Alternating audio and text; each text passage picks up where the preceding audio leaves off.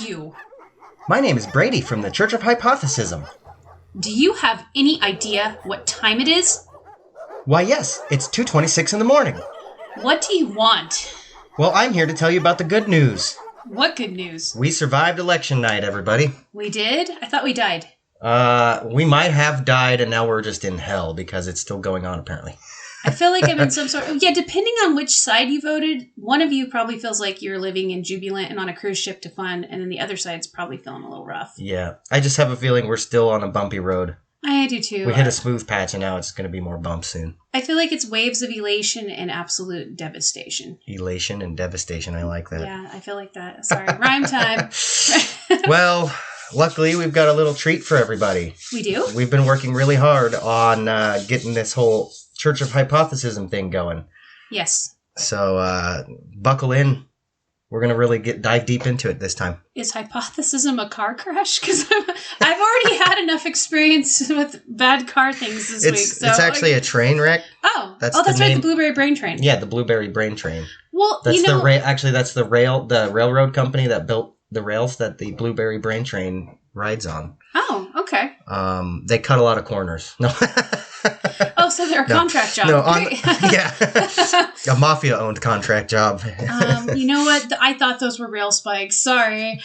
The reason Brady and I are yammering is because this is a little bit of a different episode for us. Usually we just turn on the thing and we just go for it. Yeah. But we found that through looking at analytics that you guys are really interested in our intro to hypothesism thing, and we haven't really defined what hypothesism is. Yeah. So we're going to try. Yeah, dang you guys, we have to pick through all this data. I know. All like 27 of you. To figure out what's going on here and what do we talk about. Making us work. We are not good workers, just apparently. Joking. Yeah, and so we had to really think about this. What is hypothesism? Because really, Brady and I have been working towards this our whole lives, I think. Yeah. Making the Church of Hypothesism. And then we were like, well, is it satire or is it real? And we've kind of figured it is a real thing. Yeah, we kind of went whole hog on the whole it's real. Yes. Part of it. The thing is, we've had kind of this idea in the background for like 6 or 7 episodes now. Yes, we have. We've been talking about it. I wish you guys could have been part of the conversation in the background here the whole time. Maybe we would have got better ideas too. But we've been working really hard on this idea of kind of like a family, if you will, a church. Yes. Well, a church is an assembly. That's not a church. An assembly of people. Yeah. And it's a church without a deity. I think our mission is our deity. Yes. Because it's like, something I wrote down earlier was, why should people care about yet another person telling them how to live? And that's the beauty of this. We aren't. We are just encouraging lifelong inquiry, resilience, wellness, and education. And I'm in the process of drafting this because there's a huge void in this country and just in the world in general. People are tired of the old guard, the old traditions. They're failing people, and people are searching for meaning. And they don't want to find meaning through somebody else's deity. Right. And I feel like that there's this huge place, this huge void where we need to make a gathering of minds in the sense. I know that sounds sort of cheesy. I don't know if I'm saying it right, but do you know what I mean? Like, I want to go somewhere and be a part of a group of people where I can discuss things without fear of censorship. Yeah. And fear of repercussions that I might have a question that challenges the authority. And that's the great thing about our gathering is there is no authority. Right.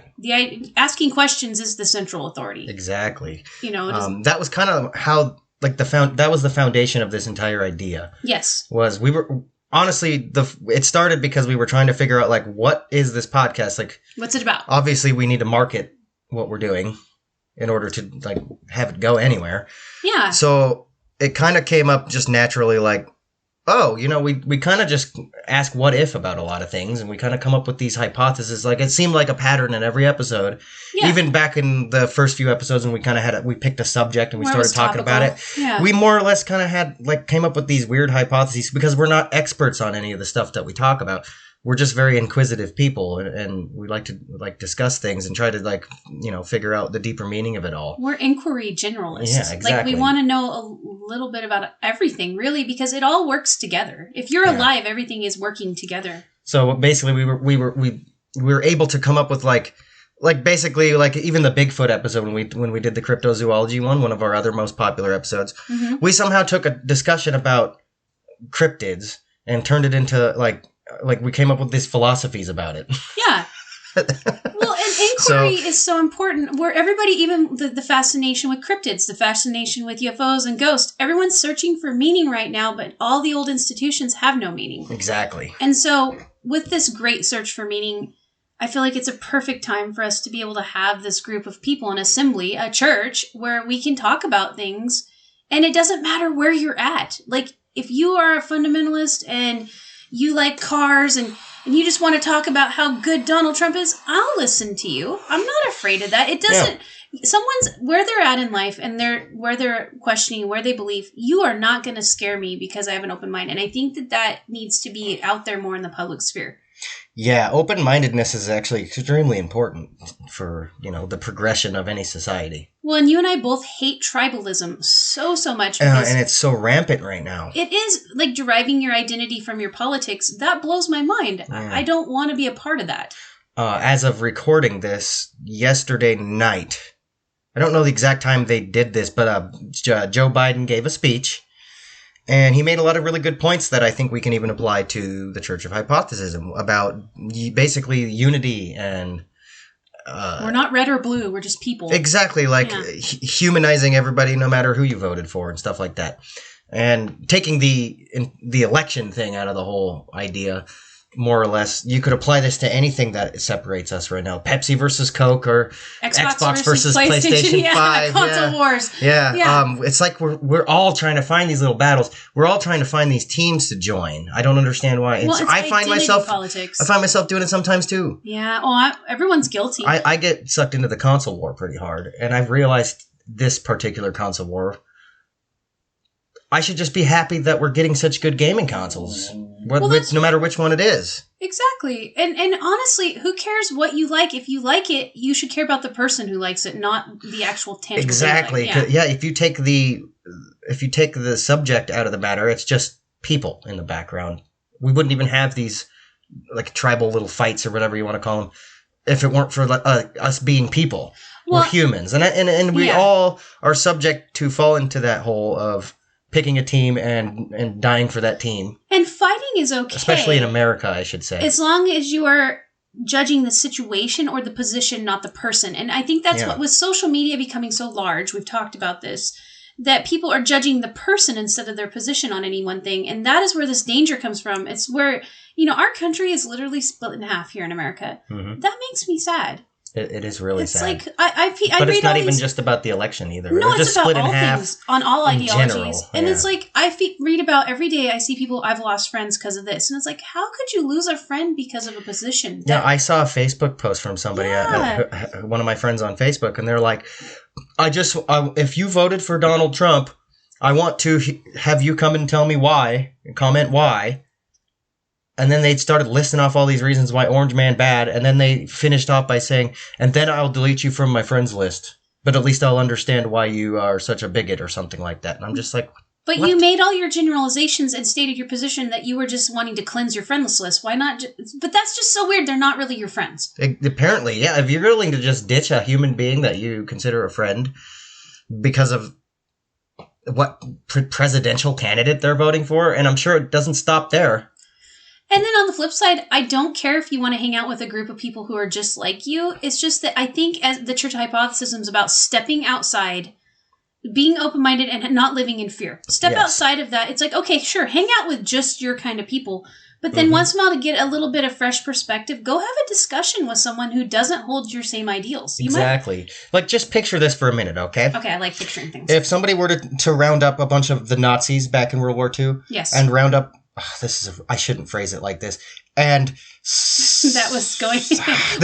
I already derailed this with this, but excuse the way I'm wording this, please. I don't mean it like this, but if they were to round up some Nazis and round up some Jews and put them in a room together to actually talk objectively about things, about their differences specifically, they would probably come to some kind of a middle ground agreement because they would. Honestly, that empathy would kick in. And you're not facing... Okay, another thing, too. If you're just in a room, just as humans, you are not under this authoritarian pressure to behave a certain way. I know a lot about this because when I was a kid, I did not like to be in trouble. And so I was really good at school and being a good child and all these things because I knew which button to push to be, depending on which group I was with, to just flow through it peacefully. Yeah. Does that make sense? Yeah. And so I want hypothesism to kind of throw all that out the window. I'm working on that now where it's like you can come no matter where you're at in your stream, your timeline, and we will be cool with where you're at. We might not like something you say, but I will listen to you, and we'll listen to you without judgment because I'll judge your position. And you know what? It's going to be really hard. I'm drafting tools right now on how to actually practice hypothesism, and it's tools, you know, and you can think we're totally full of BS, but I feel like I've been learning my whole life for this particular project because there's a need for it. Yeah. And there's so many people that are disillusioned with things.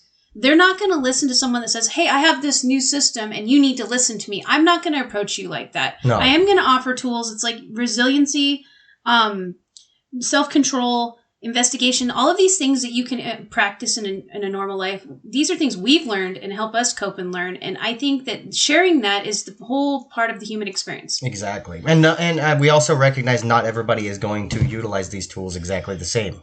Exactly, because... Or all of them, period. Because that's the thing that I think people are forgetting. We are not all living the exact same life. We are not going through the exact same things. And so all of our differences and all of our experiences are subjective. They're based on our experiences. And so if you want to be like a really hardcore, like you just want to believe one way, okay, I'll still listen to you. But at the same time, we encourage you to listen to everybody else. Yes. No matter how set you are in whatever belief system you have, I just think it's important to also still listen to the other side of that if you want to be polarized. But we're trying to shatter that polarization regardless. That's our biggest mission. There's not enough listening. At least what we hope people take away at the very least from what we're doing here is that you should at least shatter polarization. Have your beliefs, that's okay. Just don't divide yourself from other people who have different beliefs, because at the end of the day, y'all lay your head down on a pillow or the ground or whatever. You all use that overpriced secret toilet paper. We all have blood pumping through our veins. There are so many similarities that we have no matter what our different beliefs are, that we can all at least love one another. And we're not all coexist woo right here. Like Brady and I are very different people. It's funny. We do not share the same ideals on a lot of things. That's true. And we lived very different lives. Absolutely. We've done very different things. But yet at the same token, we're good friends because we realize that we just like to learn stuff. I wish people would and maybe that's what hypothesism is in its core, is unification through learning and inquiry. I can't count how many times I believed one thing and Katie believed another thing, and we just started talking about it. Whether I'm sure it's probably even happened on the show a couple times. Yeah. I can't think of an exact example right now, but it's like that's how we learn. Period. Like when you go to school, for example, you don't just know all these things. You might have an idea about something you go in to learn, and then you get different information, and that kind of helps you shape your idea of it. You can form a different hypothesis based on new data, and that's kind of the concept of hypothesism. Yeah, don't let your brain become static. We're also trying to encourage not saying, I believe this, and it's just, that is fact. Yeah. Because again, it's called hypothesism, meaning hypothesis, meaning here's what I believe based on this data. However, I'm open to new data, and it can shift one way, it'll shift constantly, just like anything that has to do with real data. Well, and I have a friend. I don't want anybody to be arrogant to say this is fact because, and when we don't really know, it's very agnostic in a sense where you have to admit you don't know, but here's why I do believe this. When you're talking about dealing in absolutism, because in the moment that may be a true statement. Well, just like scientists said the appendix had no purpose. Now we know the appendix does. Because we have new data. And so it's like always keeping your mind open to new data to challenge your positions. And I have this perfect anecdote of this, too, about absolutism. I was having a conversation with a coworker yesterday, and we were talking about Quakers. They never put themselves in a position to offend others. They try not to. Like, instead of saying, I will be there at 8:30 the next day, say, I plan on being there. Yeah. So that way you don't set up this entire construct of someone's going to be offended because you didn't keep your word. Some people really get upset about that, and instead say, hey, I'm really trying, and I'm going to make an attempt to be there, but life could happen. An asteroid could hit me. Very true, yes. And so that not dealing in absolutisms, always question everything. And yeah, it's true right now, but it might not be true tomorrow. Exactly. It's kind of like in some cultures, they don't say goodbye. Because to them, goodbye is like, I will absolutely not see you again. Oh, yeah. But I don't know what they say alternatively because it's like in Hawaii, it's barrier, aloha means hello and goodbye. So it's like you're never really saying, you're just like, I'll see you when I see you, I guess. George exactly, Clooney, I'll see you when I see you. Yeah, Ocean's 11 it. Yeah. I'll see you when I see you. Because then it's open-ended. Yeah. And you're not setting people up for disappointment that way. And I think disappointment is one of those feelings that leads to resentment, which leads to hate. I sort of sounded like Master Yoda, but do you know what I mean? Like, okay, Jedi Knight. I'm meta. It's a good point, though. I just like to make fun of it. Well, I don't know, but there's some wisdom there. But that's the whole thing, open-ended belief systems. Yes. Because there are a lot of closed-ended belief systems right now, particularly with American politics for some reason. Oh, the absolutism drives me nuts. That's the new big one for some reason. I don't know when we're going to move past that. We'll always move on to another one, regardless. Well, and I love, like you were talking about the speech, I love the things in the speech, but then it's like, I know that particular person giving it didn't write it, and so... Which I guess great leaders... might have had a hand in it, I don't know. I don't know. I can't say that with absolute certainty. No, I don't but mean I've seen... most big sorry to get political. I've I've seen Joe Biden talk genuinely from his own heart. And the way he gave that speech, it was not genuine Joe Biden. It was a written speech. Even if he wrote it, it still wasn't like something coming from his heart. At least not at the time of giving the speech. It was something written, something, I don't know. It just it didn't seem very genuine. It was the Queen to Knight Square 6. But that doesn't mean that he didn't mean it. Yeah. We can't know some of the stuff in there was really, like, it really resonated with me and I liked it. But some of the stuff in there scared the shit out of me too. So. Well, and that's another tenet of hypothesism. I feel like there's truth to be gleaned anywhere. Like, you can learn stuff from anybody. So, and I feel like right now there's a lot of not listening happening just because someone picks a platform. I see it all the time now. The whole not listening thing. Yes. It's like there's a song about it. It's like you just plug your ears and say nah, nah, nah. Well, I had a professor once in Bible college, ironically, who said the greatest thing you can do to spread whatever it is you're trying to spread is to just get some duct tape and slap it on your mouth. It's your actions that mean more. Well, and he was British, which I thought was funny, but because he had this great accent. But he said that you need to get a strip of duct tape and slap it on your mouth. It's not what you say; it's what you do. And right now, I feel like we're in a culture of saying... Don't they call it gaffer tape over there? Probably. If there's anybody in the UK listening, what do you call duct tape? We call it duct tape. The gray tape. Yeah. Really strong stuff. I think you guys call it gaffer tape. I'm sorry, I have. Well, military people call it 100-mile-an-hour tape or something like that. There's all. Well, and no, don't digress. I didn't mean to digress. No, you should totally digress. Is what I mean. Don't be afraid to, because I learned something there. Yeah. And that's just it. I feel like. In America right now, there's a lot of squawking, but there's not a lot of flapping your wings. Like you're not That's true. Doing things. Because really, how do you tell that a person's a good person or a caring person? It's not what they say. You can say whatever you want. More or less actions. It's what they do. It's a saying as old as I can remember. That's it's true. Like actions are louder than words. Sorry, I butchered that. Actions are louder than words. Speak louder. And also, that is a kind of a universal tenet across pretty much all faith traditions that, love is not saying, I love you. It's like you can say that all day long and not do a damn thing. I've had people tell me they love me and they were evil. So we could have that conversation too later, possibly, but like the whole. Sorry, but just in the context of I don't like the good versus evil argument. Do you know what I mean? Though? I've spoken against it a million times. No, I know what you mean. Yeah, are evil. Yeah, but I'm just prefacing like we definitely need to have that conversation at some point. I feel like that could be our next episode. Is you and I are good and evil to me is subjective. Absolutely. And I know I'm going to get in trouble with a lot of people with that because they'll be like, but the Lord said, and it's like that's a debate as old as time. Well, and what makes good and evil? Because you know what? Like that's a different. We'll talk about that later. We're going to get to that because it's a very important conversation, and it is. It actually kind of sets up the mindset of hypothesism in a way. It really does. Not literally as far as the subject matter of good versus evil, but the thinking behind the debate. Well, and on either side of it. And you and I, when it comes to hypothesism, it is going to be a continually evolving ideology. Yeah, none of this is set in stone yet. We're still working on it, but we wanted to really give you guys more details on what we're working on because it's not just a podcast that we're doing anymore. And no, it's sort of a bigger. We went into this saying, hey, we wanted a podcast because we both like to learn and discuss things, but it's become something bigger. Spoiler alert: we had no idea what we were doing. We just I thought it was a joke for a couple weeks. Did you think I honestly didn't disclaim know it? I think anybody listening would know. You guys, it's probably obvious. It's probably. But on the real, I didn't know this was actually going to happen when we started talking about it. We were, Katie was over to have some fun playing some D&D. That's true. Dungeons and Dragons. Yeah, lots of fun. And Celine killed us. And Celine, we died. We died horribly. It was horrible. But that was a horrible campaign. I digress. I haven't recovered. Okay. But anyway, so but we always before we start D&D, I have children, so we have to make sure they get to bed before we start playing, so there's less distractions. And Mr. we have all this time to just talk. We do. And so we always had basically what you hear in our podcast is exactly how we talk out of the podcast. It's interesting. And it's true. But we were joking around. I thought, at least at the time. No, I was totally we should definitely start a podcast. And then, but Katie said something about having a microphone. Yep. And I was like, we both kind of, I think, had an epiphany. Maybe we really should just start a podcast.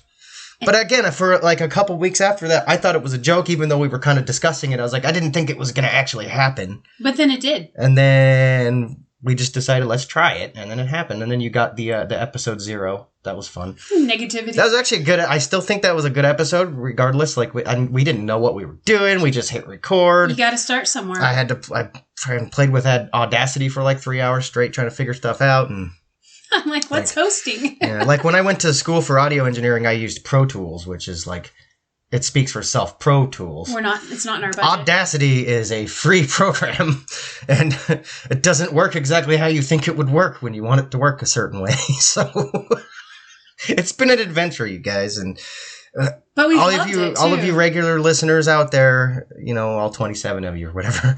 We love you. We love you so much, and even if we had 0 listeners, I think we would still do this because it's cathartic to get all this out.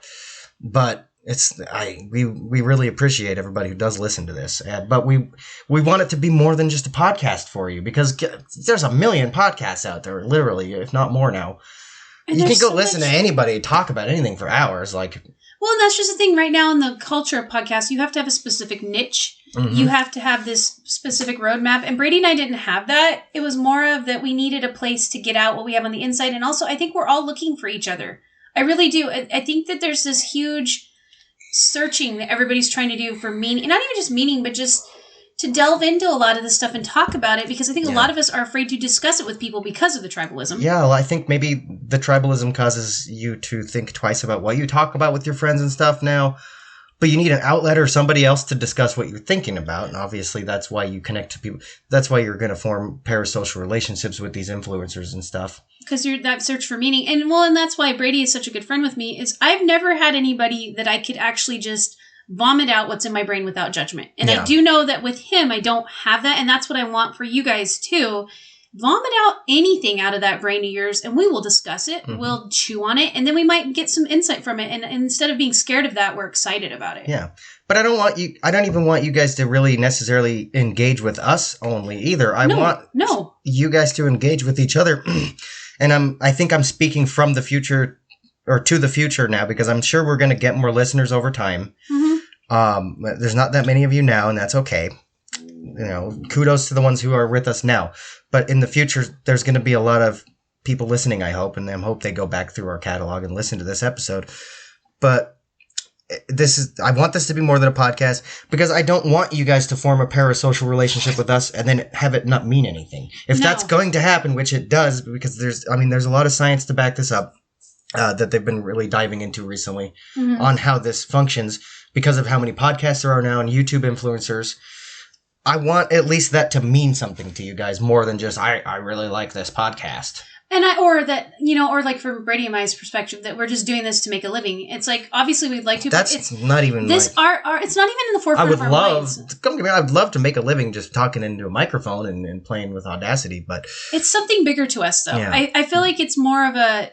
We had one of those epiphany moments where hey, this just, and like any great venture, whether it be your podcast about cat sweaters or, because all of that is a great venture. Mm-hmm. You have that moment of clarity where you start something, you throw something against the wall, you don't know what you're doing, and then all of a sudden you have that aha moment. It's we've had that with this. We know what we're supposed to do. We don't know how we're supposed to do it. So you guys in the beginning here get to go along the journey with us. And I think that's kind of cool. And calling it a journey, I like that.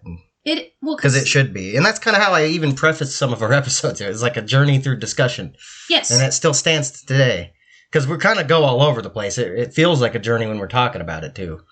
And I hope it feels like a journey when you listen to it. Because, we don't always stay on topic. We're kind of all over the place.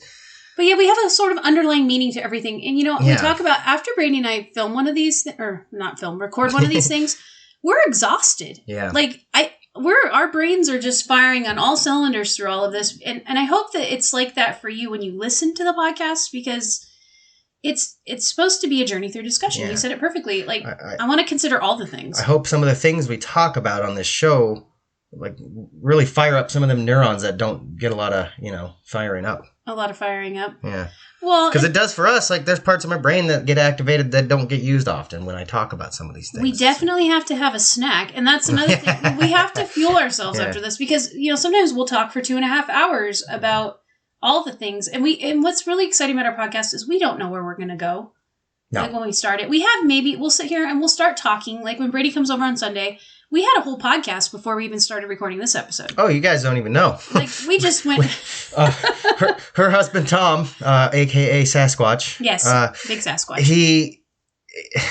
We started talking about the election. He went off on this tangent about it all. We don't need to get into the details. No, but basically, but it caused me, like, once he left to go do some stuff, Katie and I started our own little, like, basically we had a mini podcast. We just didn't record it. We did. I wish we, like, some Black Mirror stuff where everything gets recorded, because sometimes some of that is really golden, and I wish I could put that out there, but, like, it is what it is. Yeah. We'll never run out of material. Yeah, you guys like to learn too much. You guys will hear everything from us eventually, but that's true. We'll still keep talking about it. We're still going to go for it. But it's just one of those things, like, I know some of the stuff we discuss is some of the things y'all think about, or you wouldn't be listening.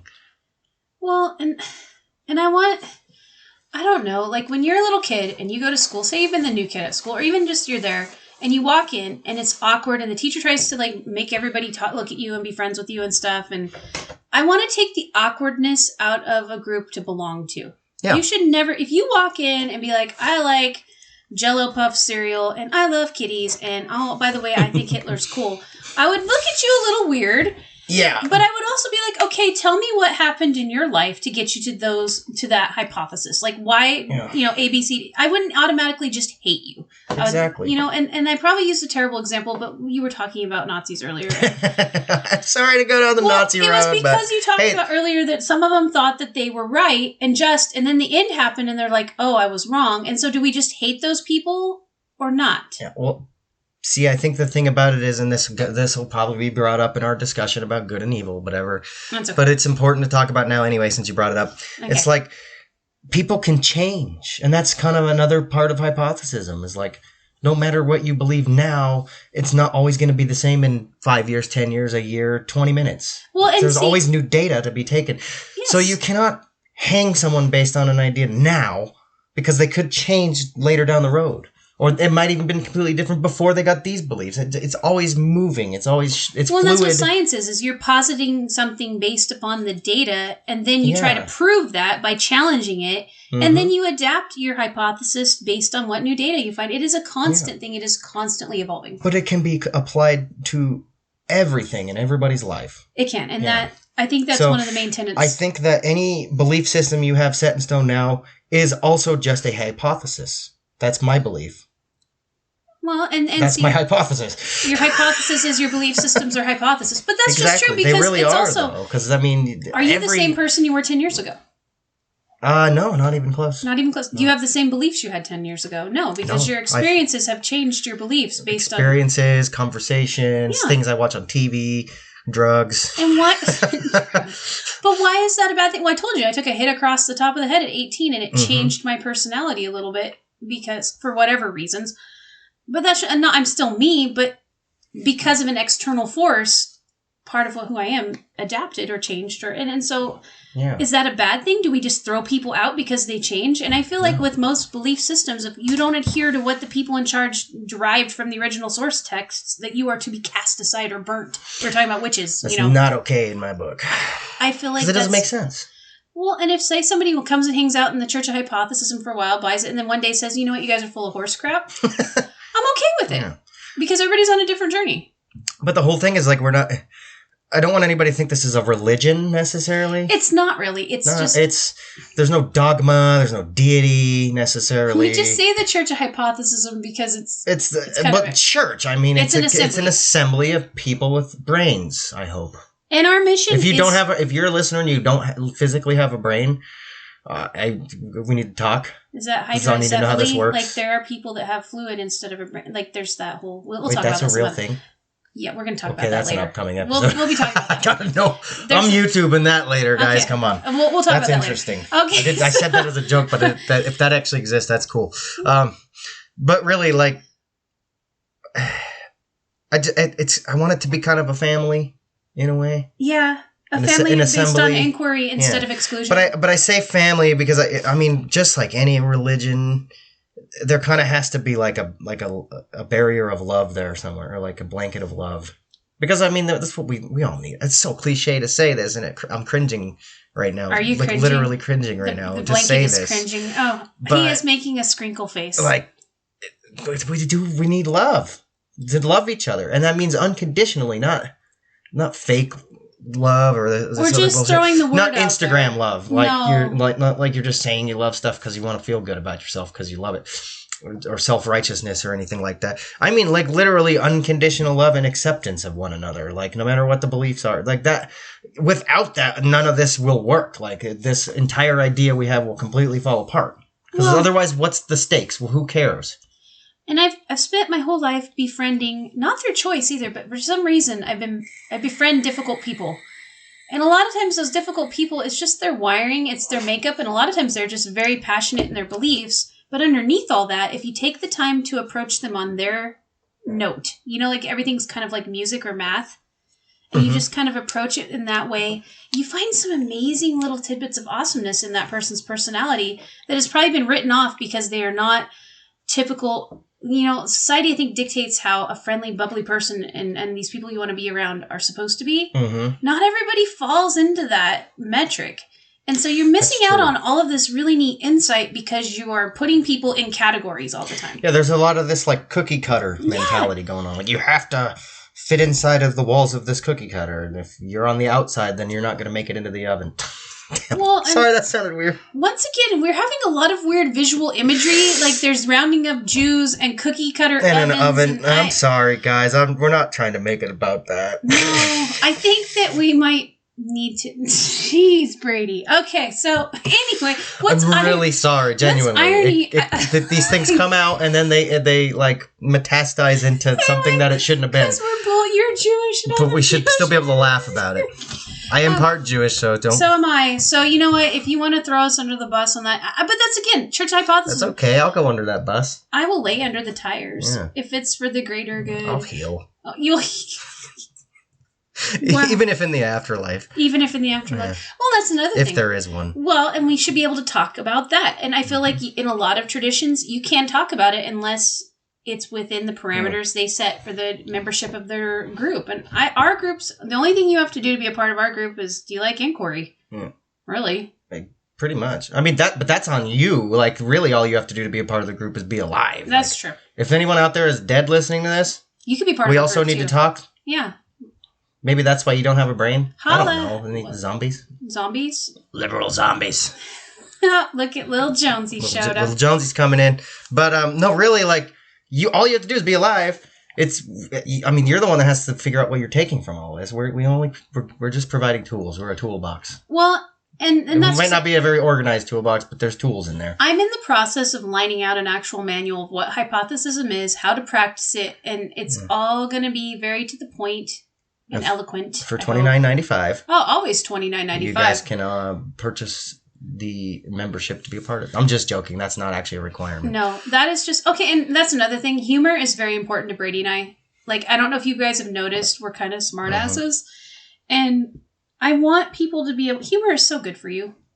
Absolutely. There's not enough humor in the world right now. It's a very healthy thing. And right now, the powers that be are trying to control humor. And that is very concerning to me. Like, they're trying to control what is acceptable and isn't acceptable based on their platform for humor. And once that starts happening, bad things start happening. It's that whole control thing. I don't want to control again, we're going back to the cookie cutter. Yeah. You don't get to... I think that's at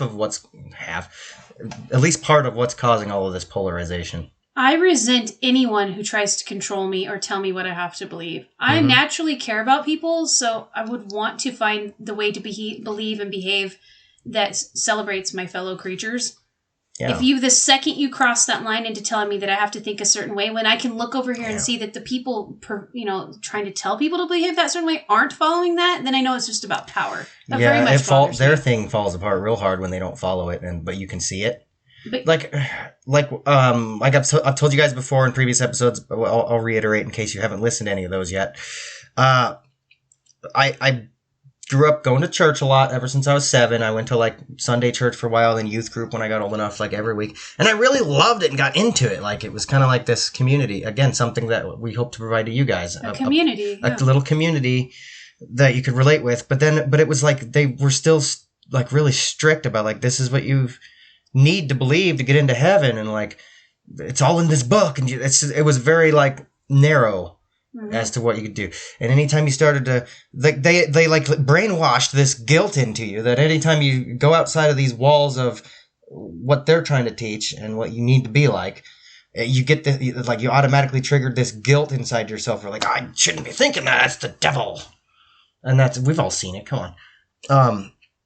But once I started to once the walls started to break down and I saw outside and I started to really consider all of these other beliefs.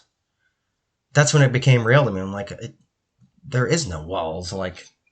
Nobody knows for sure. And humans will fail you. Yeah, but that's when my mind really opened up, and I got to explore all of these great philosophies and great ideas of existentialism and rules and the universe itself. And it's because of that, it's caused us to have a couple really good conversations on this podcast about the universe and the different dimensions and the bigger picture.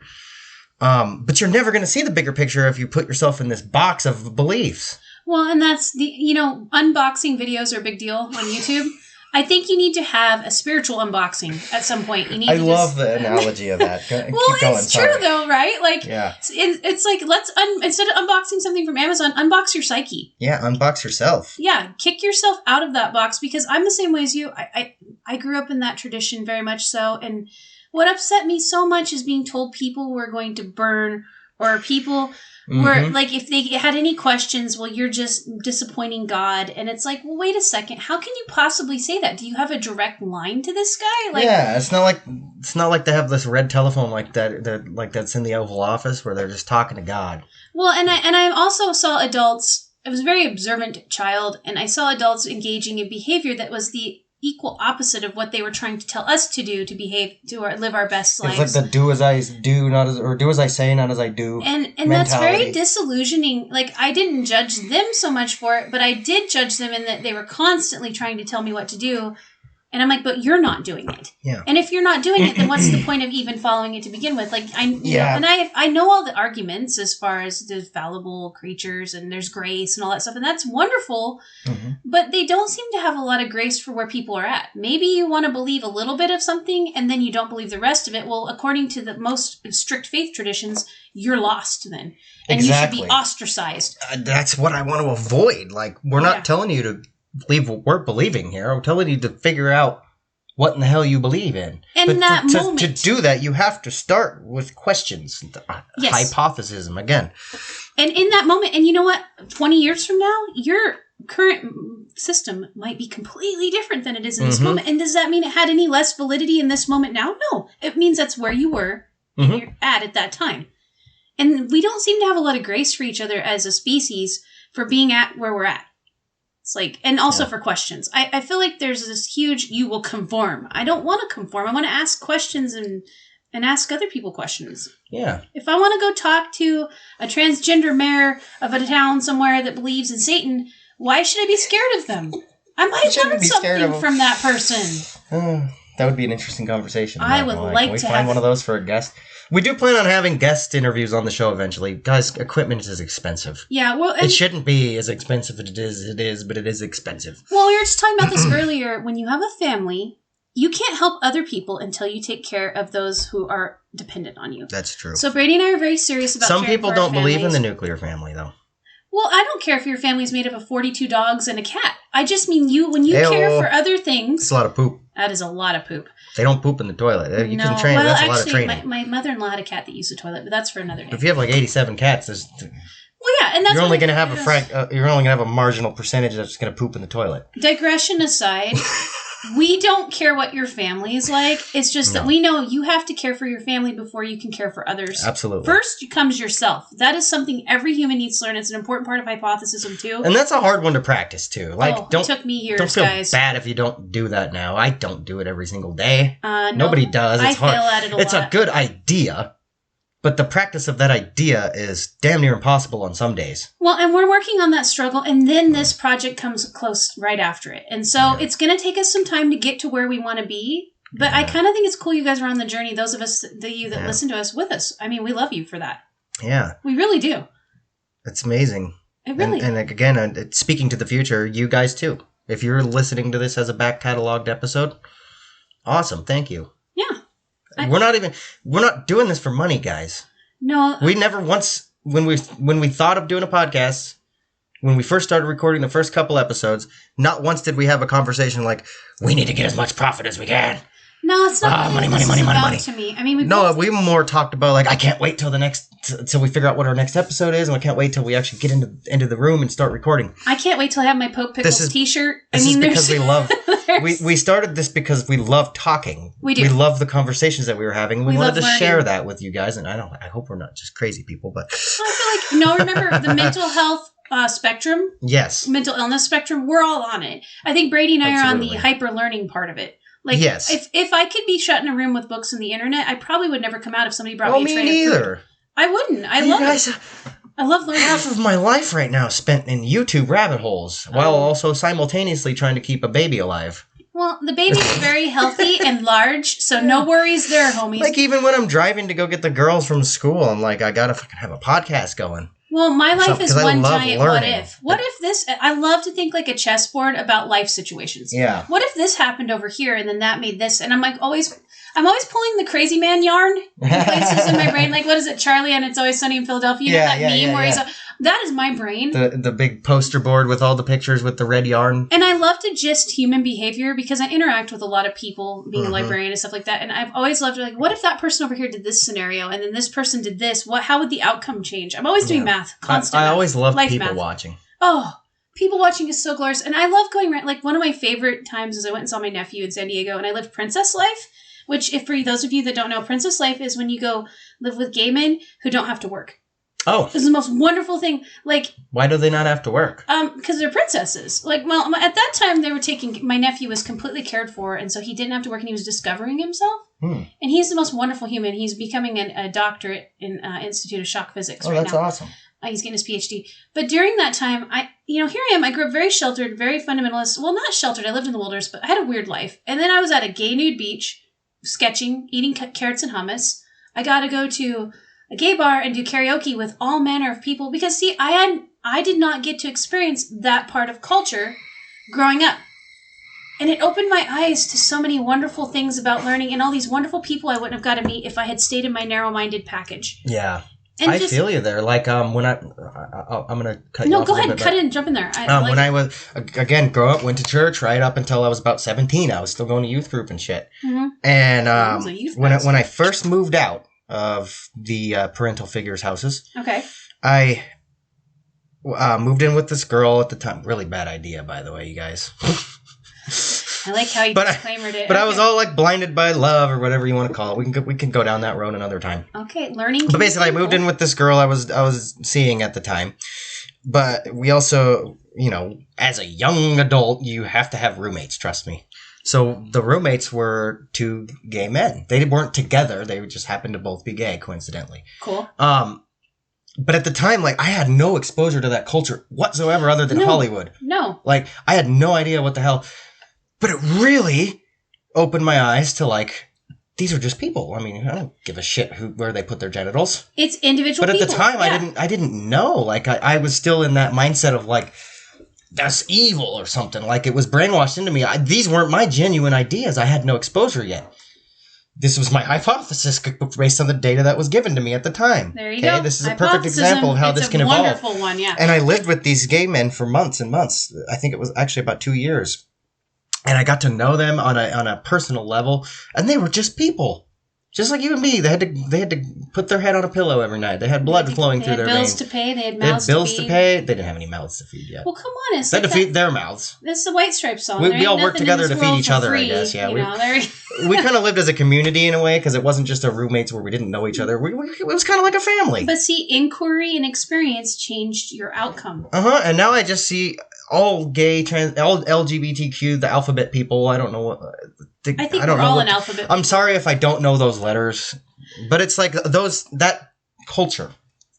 And I don't even want to separate it and say it's a different culture. No, it's just people.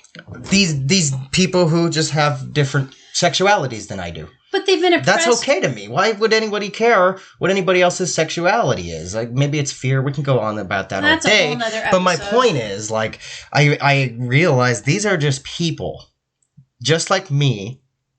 And why was anyone judging them at all, period? Like, there was no reason to judge them at all. They, so what?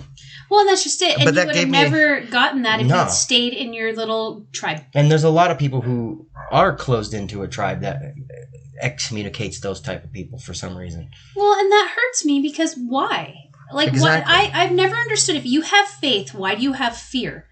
I've never got it. As a child, I didn't understand why I couldn't go hang around certain people. Now, sometimes I get, if you hang around people that behave a certain way, you by proxy will probably get hurt at some point. Exactly. And I understand some of the wisdom there because I'm naturally a person that doesn't want to be in drama situations. So I kind of get it. But at the same token, you're missing out on learning so many cool things if you isolate yourself from other types of people. Yeah.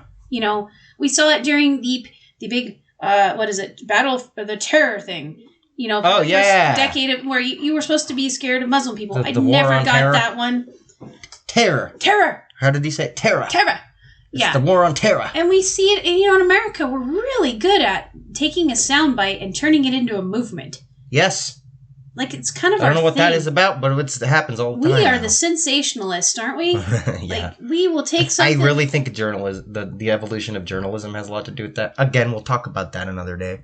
Yeah. There's infinite content for this podcast. I love it. There really is. But it's important to this point that, it's like... We kind of line out what our philosophy is. Yeah. And our philosophy is basically inquiry. And I feel like a lot of people's philosophies, a lot of people's belief systems are very rushed. And we're instead of living in the moment, we rush to put together this belief structure, and then we fucking marry it. Well, they're trying to profit off of it. Yeah. Go to any library or bookstore and look in the self-help section or the entrepreneur section. Whoa. People will take one little snippet of an idea, they will expound on it. Yeah. It's basically a type of faith. Because if you go in the Christian book section, someone will take one Bible verse or a few tenets and they will turn it into an entire packaged system of how to behave and believe and make money. And it rolls around making money. A lot of it does. And I know that probably sounds cynical because there are a lot of genuine entrepreneurial self-help people that just want to help people achieve what they achieved. Yeah. And there's so much wisdom there. I can't tell you how many books I've read in my lifetime where I've grabbed little nuggets of things.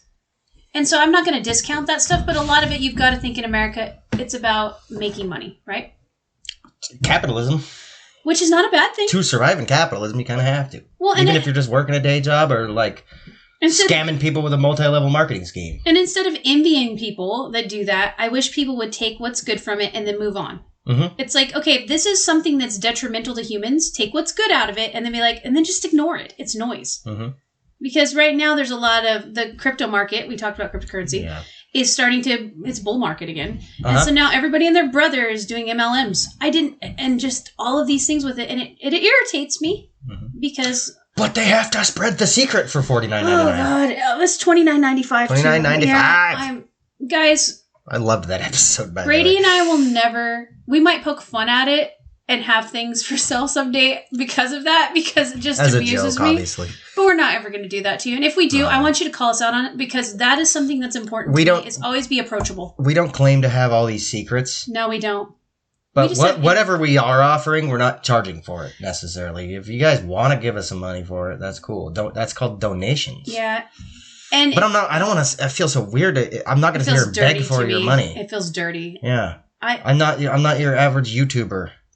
Or Twitcher. I'm not gonna hate you because you didn't fucking go and donate to my Patreon. I kind of feel I'm like not going to exclude you for that. And then we also don't hate those people either. They're just trying to make a living. They're trying to hustle. I get it. Yeah, no, I get it. I don't hate them. And I don't. I actually admire their ingenuity and their entrepreneurial spirit. Like this whole internet influencer culture, this whole thing is new. It is. And we don't have a precedent for this. And there's no roadmap for it, like as far as from a psychological viewpoint. We don't have enough data. I think we're starting to get enough data where we can make some extrapolations. Yeah. I do. I think, especially with social media, it's been around pretty heavily for a decade now. It's going to evolve a lot. It's evolving faster than we can keep up with it. I can't keep up with shit. There's like, I like your cut, G. I came up with this great joke. Okay. Katie was saying something about she can't speak Instagram DM, direct message. I try. And I can't. I don't even try. I pulled a random TikTok trend out of my ass. I was like, what you do is you say, I like your cut, G, and then send them a 0-day virus. Oh. Because the TikTok is like, I like your cut, G, and then you slap somebody with something. That's a I don't understand. Slap. I still don't understand the meme, but I've seen it. So it's like, I gotta... So the 0-day virus is just a digital slap. Digital slap. Oh. Send your asses a denial of service or something. Well, like right now, I'm up to my... Don't click any links I send you. Please, for the love of God, don't click any links. Right now, I'm up to my frontal cortex in Among Us, and I like your cut, G, and then next week it's going to be something different. It's going to be something different next week. And that's the beauty of hypothesism. I want to learn about all those things, and I want to see how they fit in. Like, it's always doing a puzzle. I'm always doing a mental puzzle. I think everybody should. It's so much fun. Because really, it should be fun, too, to learn. And they've taken a lot of the fun out of it in America, where you have to get to these certain benchmarks, or else you're not a learned person. Right. And that makes me sad. The education system kind of put that into place, I think, too. With the benchmarking. But the thing is, it's like you have to get the 12th grade diploma. Blah, I know some then really you have to smart get your AA, and then you have to have your BA. Then you have your BA and your MA, and then your PhD, your player hating degree. And it's hierarchical tribalism through learning. And the thing is I don't want to put down anybody that put the work in to get to that point. Absolutely does. Good job, guys. Yeah. My wife got a master's degree, and that's why she can manage a library. Yeah. Honestly, you probably could have learned it through experience without having to go through the fucking college. I managed a library without a master's degree. Yeah, you see what I mean? You can just learn all these degrees. You can learn all that shit hands-on through experience. Well, and that's we need to do an episode on education. We have this academic system because I have lots of thoughts on that because I love to learn, but I feel like excluding people because they don't have the ability to get $6 billion in student loans to follow some sort of system that's flawed, that bothers me. But that's why we've seen a change in the landscape of, like, that's why we see this hustle culture pop up and this internet business culture pop up and all this stuff. Because a lot of people just like, I can't afford to get a college loan. Fuck that. Or we saw through the bullshit or just didn't want to go to college. There's many reasons, whatever reason. Some people just don't want to go to college. Well, and it used to not be for everybody. But they have to survive in this capitalist world. So you gotta think outside of the box and be creative and try to get ahead of trends, and it's possible. And that's why I love the internet so much, because learning should be accessible to everybody. Like, if you want to learn about something, and that's what's so wonderful. If I want to learn Spanish right now, I can go learn Spanish. If you guys don't know already, even if you're in another country, get your NordVPN and get on Coursera. Coursera, I believe.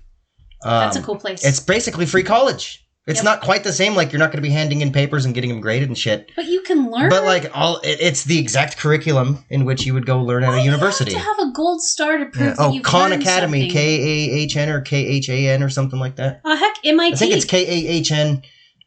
Oh, yeah, MIT. Actually, honestly, most colleges, you can literally just go and sit in on classes. I think you still have to sign up so that they have, like, a metric for it. But well, and MIT's put a lot of their things on there. So, there's a child that has snuck in here. A miniature. Yes, miniature. It is going to use, yes. Okay, so anyways. But, like, you can actually go to most colleges and just sit in the classes for free, still take the notes. You could probably even still take the exams. You're just not going to get graded. Well, and that piece of paper, all it does is it symbolizes that you are trainable and that you did put the work in to meet a course of study requirements to get that. It's a gold star, essentially. You get a gold star. And resume. Well, and it's not, I don't want to degrade that work because, man, when you put in work to you get a bachelor's in nursing or anything, you've worked hard. And it should not be degraded. It's just that it's also not necessary to learn something. It's true. And maybe we should wrap this episode up here because we were trying to keep these ones. Yeah, but just like the accolades real quick before. Yes, go ahead. why does everybody need all these accolades? I feel like it's part of our culture. My father-in-law gave me a weird epiphany yesterday because he's really into like real estate. He's the one teaching me real estate investment and all this other investment stuff. And he said something yesterday. He's like, I kind of don't know what I'm doing or why I'm doing it. Like, what am I trying to be, Donald Trump? Whoa. And then I thought about it. I'm like, yeah, why do you need to, like, why would you, if you get enough to survive on or to retire on, why do you do it past that? Like, what is that need? Because I think he was just driven and he just kept doing it. And it's like, but it was like that rat race, like, or chasing the dragon, basically.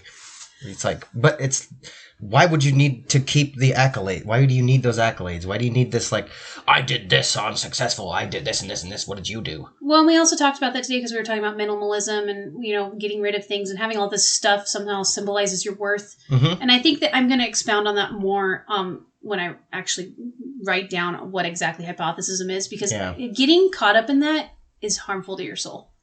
I'm not saying all you people that got all this stuff, if it brings you joy, that's up to you. But overall, the constant need to consume, why are you doing it? Yeah. What part of that is feeding you? Like, is it to live or is it your worth is derived from it? And I feel like that can be dangerous. That's just my analyzing opinion. Worth in general is just kind of just a... We might have to do an episode on that, too. That's a hard thing to do. What because is worth? There's so many different things that can make you technically worth more than others, but nobody's really worth more than others. I feel like you should... We're all going to die, and you can't take anything you ever did with you, as far as I know. As far as I know. Again, hypothesis. As far as you know. You know, the Egyptians might get on something. There's absolutely no data that points to, like... what happens after we die. Because unfortunately, everybody who died can't really come back and tell us.